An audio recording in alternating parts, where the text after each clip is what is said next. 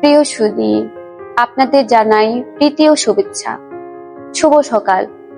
আজ আমাদের জন্য ঐশ্ববাণী যখন 17 অধ্যায় 20 থেকে 26 পদ পাঠের বিষয় ভবিষ্যতের যত খ্রিস্ট বিশ্বাসী মানুষের জন্য। আমি এখন প্রার্থনা করছি শুধু তাদেরই জন্য নয়, বরং সেই সব মানুষেরই জন্য যারা তোমাদের কথা শুনে আমার প্রতি বিশ্বাসী হয়ে উঠবে। আমি চাই সকলেই যেন এক হয়ে ওঠে। পিতা, তুমি যেমন আমার মধ্যেই আছো আর আমি রয়েছি তোমারই মধ্যে, তারাও যেন তেমনি আমাদের মধ্যে থাকে,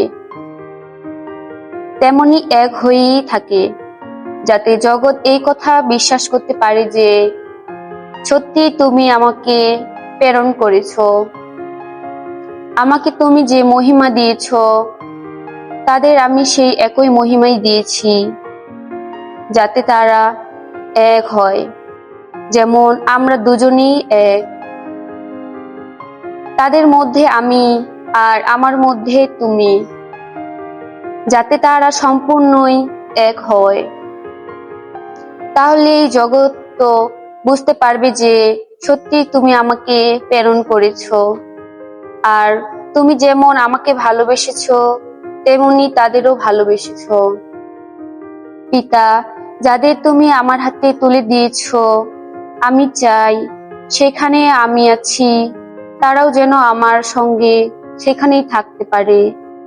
আমি চাই তারা যেন আমার মহিমা উপলব্ধি করতে পারে, আমার সেই মহিমা যা তুমি আমাকে দিয়েছো, কারণ আমাকে তুমি তো ভালোবেসেছো জগৎ সৃষ্টিরই আগে। হে ধর্মময় পিতা, সংসার অবশ্যই আমাকে চিনতে পারেনি, কিন্তু আমি তোমাকে চিনেছি, আর এরা তো বুঝতেই পেরেছে যে তুমি আমাকে প্রেরণ করেছো।